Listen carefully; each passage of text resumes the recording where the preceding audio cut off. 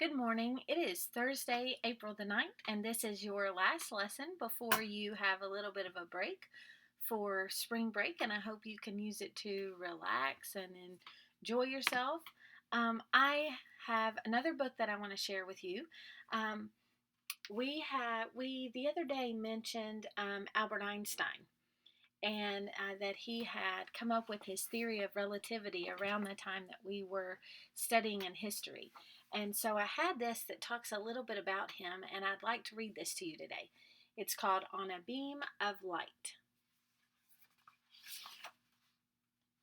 And the dedication in the beginning says, "To the next Einstein, who is probably a child now." So I like the dedication.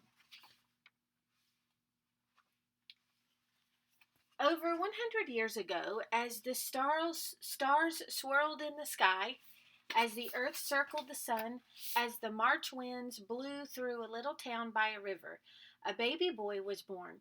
His parents named him Albert.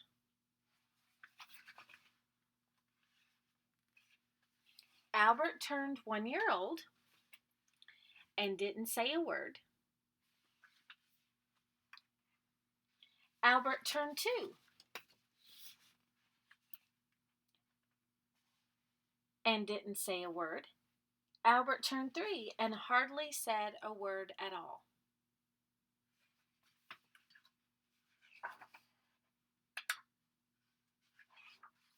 He just looked around with his big, curious eyes, looked and wondered, looked and wondered. So different, but so dear. His parents worried. Little Albert was so different. Was there something wrong? But he was their baby, so they loved him no matter what. One day, when Albert was sick in bed, his father brought him a compass, a small round case with a magnetic needle inside. No matter which way Albert turned the compass, the needle always pointed north, as if held by an invisible hand. Albert was so amazed his body trembled. Suddenly he knew there were mysteries in the world, hidden and silent, unknown and unseen. He wanted more than anything to understand those mysteries. Albert started asking questions. Questions at home, questions at school. So many questions that some of his teachers told him he was a disruption to his class. They said he would never amount to anything unless he learned to behave like all the other students. But Albert didn't want to be like the other students. He wanted to discover the hidden mysteries of the world.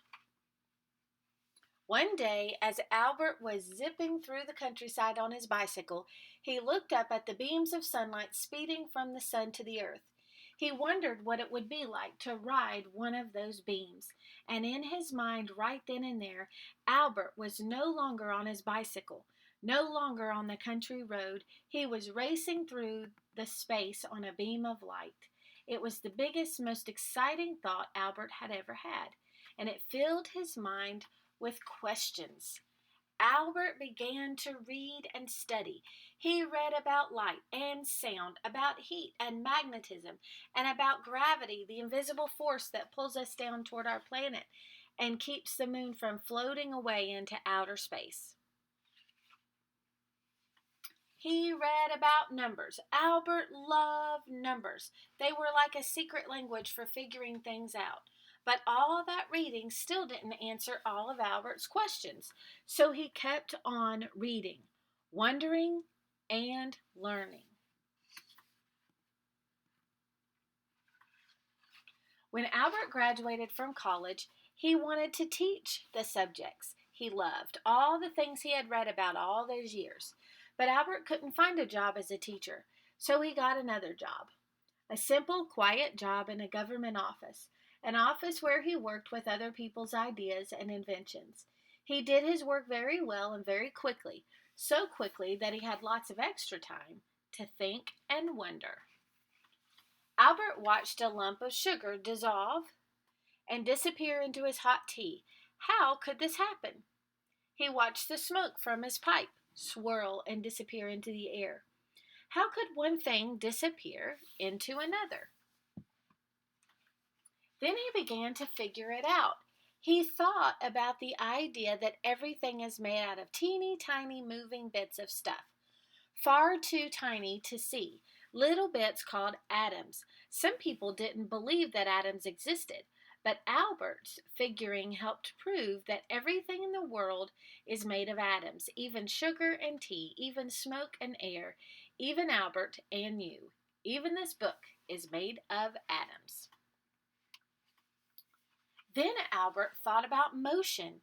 He understood that everything is always moving, moving through space, moving through time. Even sound asleep, we're moving as our planet circles the sun and our lives travel into the future. Albert saw time and space as no one had ever seen it before.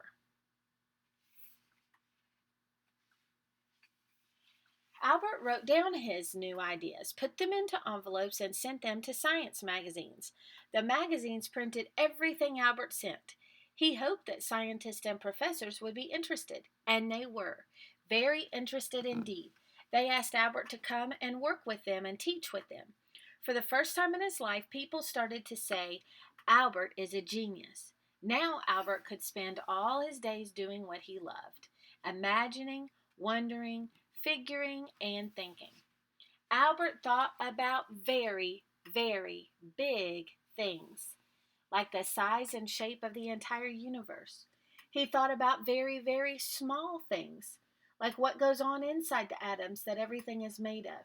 He thought about mysterious forces like magnetism and gravity. He discovered whole new ways to understand how all these things work. Everywhere Albert went, he would think and think. One of Albert's special thinking places was his little sailboat. He loved to let his mind wander as the wind blew him across the water. Sometimes, when Albert was having a tough time with a tricky problem, he would put it aside and play his violin. Music made Albert happy. He said it helped him think better. Albert even chose his clothes for thinking. He liked to wear his comfy old saggy baggy sweaters and trousers, and shoes without socks. He said now that he was grown up, no one could tell him to put on his socks.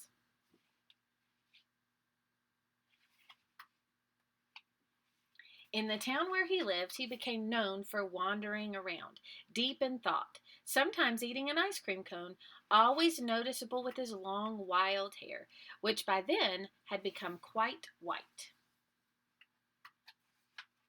Everywhere Albert went, he tried to figure out the secrets of the universe, and he never forgot about the beam of light that he rode so long ago in his imagination. Albert figured out that no person, no thing could ever zoom through space as fast as a beam of light. He figured that if he could travel near the speed of light, crazy things would happen. Only minutes would pass for Albert, while years and years went by for the rest of us. This idea was so amazing, people didn't believe it at first, but scientists today have proven that it's true.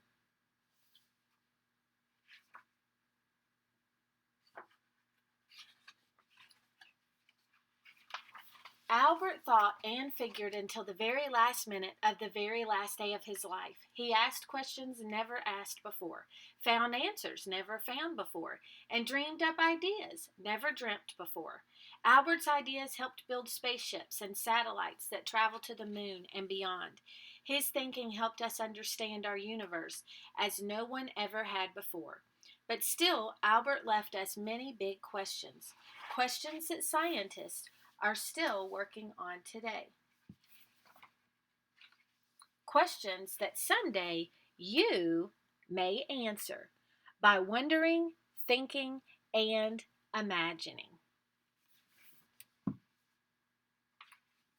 And then they give us a little bit more about him. It says that as the author was researching the book, he found that Einstein loved jokes and playing clever, amusing tricks, and sometimes even toys. That he was open and playful as a child and adored his conversations with young children.